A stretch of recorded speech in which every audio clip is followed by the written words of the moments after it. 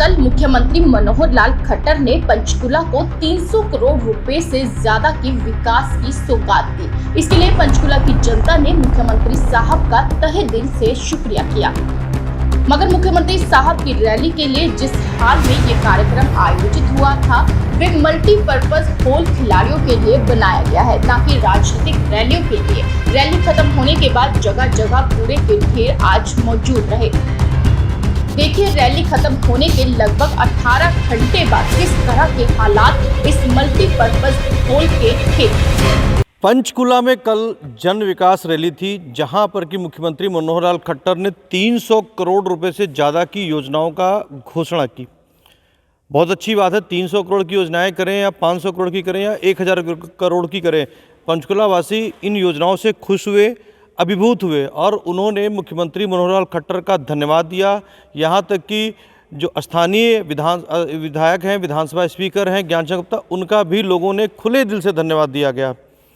मगर सवाल भी एक खड़े हुए हैं, जिस हॉल में मल्टीपर्पज़ हॉल में ताऊ देवीलाल स्टेडियम के जिस मल्टीपर्पज़ हॉल में ये रैली आयोजित की गई थी, क्या ये हॉल इन राजनीतिक रैलियों के लिए बनाया गया था? मैं आपको दिखाऊंगा इस वक्त की तस्वीरें, यानी कि ये आज 11 बजे लगभग 12 बजे हम इस हॉल के अंदर मौजूद हैं और इस हॉल की चारों तरफ की आपको तस्वीरें दिखाएंगे कि किस तरीके से गंदगी का माहौल यहाँ पर है।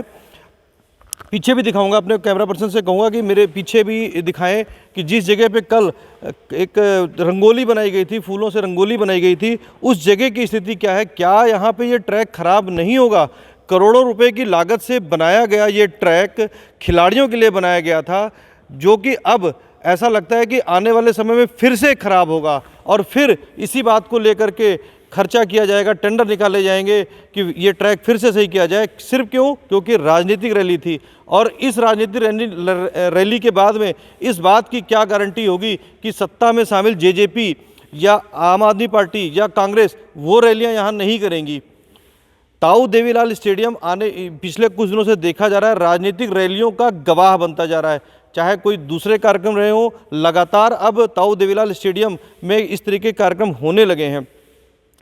इसके साथ आपको एक बात और भी याद दिला दूं, 10 तारीख को कल रैली थी और उसके ठीक 2 दिन पहले यानी 8 तारीख को खेल मंत्री संदीप सिंह अचानक सुबह सुबह इसी स्टेडियम में पहुंचते हैं और जो सुबह सुबह लोग ट्रैक पर सैर कर रहे होते हैं उनको ये कहा जाता है कि आप इसके लिए ट्रैक नहीं बनाया गया, ये ट्रैक खिलाड़ियों के लिए बनाया गया है। तो सवाल इस बात का पैदा होता है कि क्या ये ट्रैक राजनीतिज्ञों के लिए बनाया गया है? अगर वो उस ट्रैक पर आम आदमी नहीं दौड़ सकता तो इस ट्रैक पर कैसे जो है यहाँ पर कुर्सियाँ लगाई जाती हैं और यहाँ पर राजनीतिक हलचलें होती हैं? ये ट्रैक खिलाड़ियों के लिए बनाया गया था। कल इसी हॉल के अंदर इसी जगह पर कुर्सियाँ लगी हुई थी और यहाँ पे आपको दिखा दे रहा हूँ कि कुर्सियों की वजह से ट्रैक को नुकसान पहुँचना भी शुरू हो गया है। हो सकता है कि आज नुकसान नज़र ना आए, लेकिन अगर हालात इसी तरीके के रहेंगे तो एक आधी 2 रैलियाँ और होंगी तो ये ट्रैक उखड़ने शुरू हो जाएंगे और फिर करोड़ों रुपए का जो खर्चा है वो हमारे और आपके जैसे लोगों की जेबों से ही निकलेगा। इनकी सेहत पे कोई फ़र्क नहीं पड़ने वाला। अगर ये तो हॉल के अंदर की तस्वीरें, अगर आपको हॉल के बाहर की तस्वीर दिखाएंगे तो आपकी आंखें और भी चकाचौंध हो जाएंगी कि रैली खत्म होने के लगभग 18 घंटे होने के बावजूद में भी सफाई का जो आलम है वो पूरी तरीके से ध्वस्त हो रखा है। पूरी तरीके जिस स्वच्छ भारत अभियान की बात की जाती है, प्रधानमंत्री नरेंद्र मोदी स्वच्छ भारत अभियान की बात करते हैं, वो शायद भाजपा खुद अपने लिए ऊपर लागू कर ले तो भारत स्वच्छ हो जाए। अगर बाहर की तस्वीरें आपको दिखाएंगे तो आपको दिखाई पड़ेगा कि किस तरीके से गंदगी का आलम है। और इस हॉल के अंदर इस वक्त जिस वक्त हम रिपोर्टिंग कर रहे हैं, यहाँ पर सिर्फ और सिर्फ 2 कर्मचारी जो कि सफाई करते हुए नज़र आपको आएंगे। मैं कैमरा पर्सन से कहूँगा कि उनको भी दिखाएं। सिर्फ और सिर्फ 2 कर्मचारी सुबह से इस हॉल के अंदर सफाई करते हुए नज़र आ रहे हैं। एक ट्रैक के ऊपर हमारी निगाह गई है, यहाँ पर आपको दिखाएंगे कि ये अच्छा गंदगी है, कूड़ा कचरा ऐसा ही भरा पड़ा है यहाँ पर और ये ट्रैक आने वाले वक्त में टूटेगा, इस बात की पूरी गारंटी है। आज अभी देखेंगे इस ताऊ देवीलाल स्टेडियम में कौन सा अधिकारी यहाँ मौजूद है जो इस पर जवाब देगा कि क्या ये ट्रैक ख़राब होगा या नहीं होगा। और जब अगर संदीप सिंह कह सकते हैं कि इस ट्रैक के ऊपर आम आदमी दौड़ नहीं सकता तो इस ट्रैक के ऊपर किस तरीके से, किस वजह से इस राजनीतिक रैली को करने की परमिशन दी गई? क्या मुख्यमंत्री जी इस बात का जवाब देंगे या इस बात की जवाबदेही लेंगे? क्योंकि खुद मुख्यमंत्री इस सभा में मौजूद थे, उनके नाम से रैली आयोजित की गई थी। 300 करोड़ की रुपए की योजनाओं को करने के लिए जरूरी नहीं था कि इसी ट्रैक का इस्तेमाल किया जाए। बाहर और भी बहुत सारी जगह हैं जहां पर कि इस तरीके की घोषणाओं को किया जा सकता है। इंद्रधनुष ऑडिटोरियम है, वहां पे कर सकते थे। परेड ग्राउंड है, परेड ग्राउंड में किया सकता था। आपको दिखाऊंगा बाहर की तस्वीरें भी।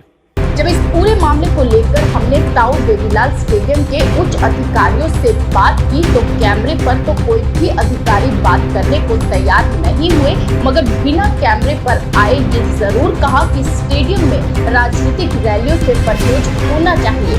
कैमरे पर कोई बयान न देने की शर्त और नाम न बताने की शर्त पर एक अधिकारी ने कहा कि मैं व्यक्तिगत तौर पर मुख्यमंत्री साहब से गुजारिश करूंगा कि आगे से स्टेडियम में राजनीतिक रैलियां न की जाए।